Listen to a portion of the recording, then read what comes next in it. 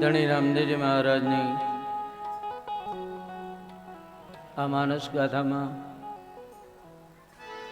સંતો તરફ લક્ષ્ય આપી રહ્યા અને એવા સંતોની હારમાળમાં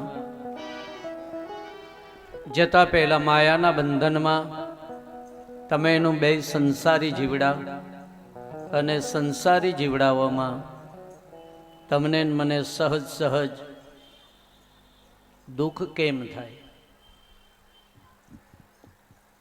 મારી એક વાત અધૂરી હતી, સહજ પૂર્ણ કરી લઉં કે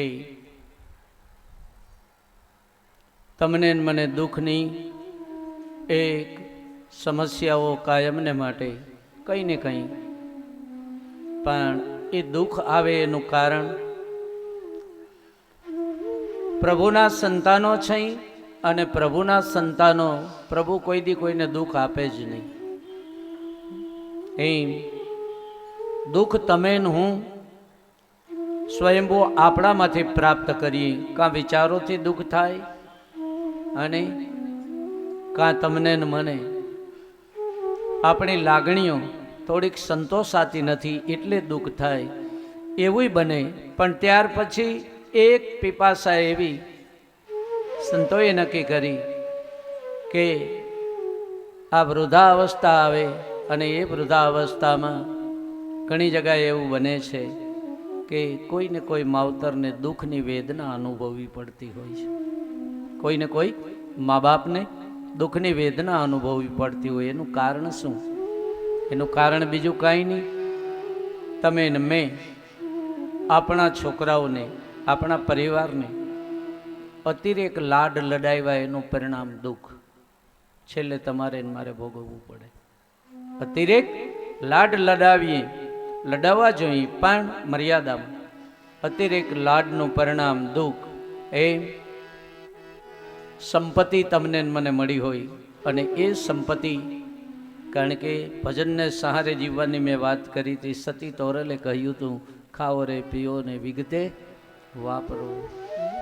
એ પણ સંપત્તિની દીકરી એક મોટી દીકરી છે.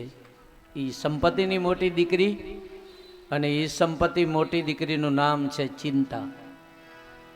સંપત્તિની મોટી દીકરીનું નામ છે ચિંતા. કંઈક પાય હોય ને,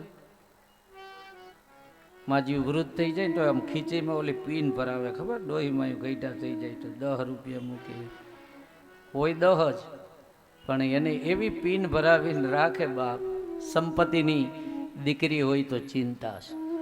એ વાત એ કરવા જાઉં માયાવી જગતમાં. કારણ કે આપણે, મેં તમને આવીને કીધું હતું કે આપણે આનંદ કરવા મળ્યા છીએ. આમાં કોઈને ઉપદેશ દેવા એ આપણું કામ નથી. અને હારે બેહીને આનંદ કરવો, અને હાજે બાપુ હરિહર કરાવે એટલે કરી લઈને અમારે તો હરકાઈ થઈ ગઈ, બહુ આનંદ.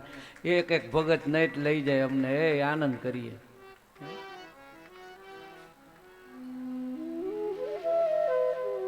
પણ અહીંયા સુરતમાં મરચા બહુ મોરા આવે એવું લાગે મને. નકર અહીંયા કાંઈક વખણાય છે.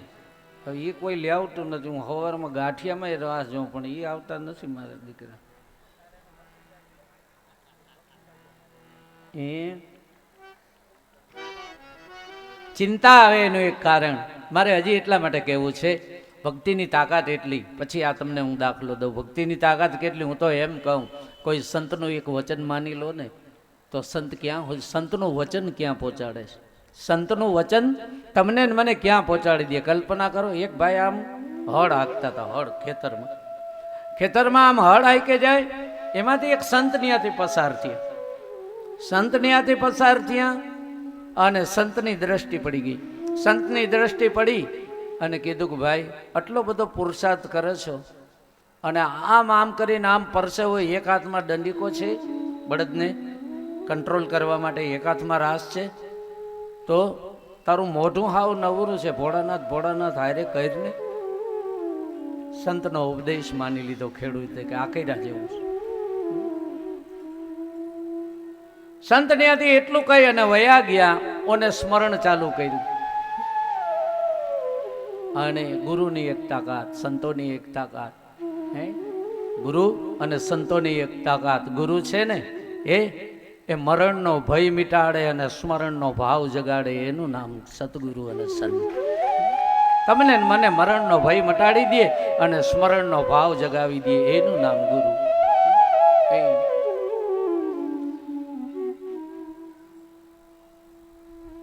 ભોળાનાથનું સ્મરણ હાલે અને સ્મરણ કરતા કરતા ખેતરમાં કોઈ વૃક્ષ વાવેલું, એનું મૂળિયું આડું આવ્યું, એમાં હળ હલવાઈ ગયું, હળ અટકી ગયું, સેજ અટકી ગયું અને સ્મરણ ભૂલાણું. ભોળાનાથ ભોળાનાથ મૂકી દીધું ને અટકી ગયું ચાલુ થયું, અટકી ગયું ચાલુ થયું. એમ ત્યાંથી ભોળોનાથ ને પાર્વતી બરાબર નીકળ્યા મૃત્યુલોકમાં વિહાર કરવા. તે પાર્વતીજીએ ભોળાનાથને કીધું કે આ ખેડૂ ગાંડો છે, હું અટકી ગયું કરે. ત્યાંથી ભોળાનાથ કીધું કે મારું નામ લે. ભોળાનાથે એમ કીધું કે મારું નામ લે, કે તમારું નામ આવું તો મેં કોઈ દી સાંભળ્યું નથી. કોઈ આશુતોષ કે, કોઈ હર હર મહાદેવ કે, કોઈ સોમનાથ કહે, આવા અસંખ્ય નામો લે. અટકી ગયું નામ તો કોઈ દી મેં કોઈ ભગતની મોટી નથી સાંભળ્યું. એ કે એની ખાતરી કરી જુઓ, એ મારું જ લે. અને તમારે ખાતરી કરવી હોય તો એની પાસે જવું પડે. ને મા પાર્વતી ગયા ખેતરમાં કે ભાઈ અટકી ગયું શું કરે ક્યારનો? હવે એક તો અને પરસેવો વળી ગયો તો ક્યારનું હળ નીકળતું નહોતું. કે આ કોનું નામ લે? કે ને ભાઈ ક્યારની ઊભી છું, આ કોનું નામ લે? ઓને ખીજમાં કહી દીધું કે જા ને ભાઈ તારા ધણીનું લઉં, ઉપડ ને અહીંથી. પાર્વતીને ખાતરી થઈ ગઈ સંતના શબ્દની તાકાત.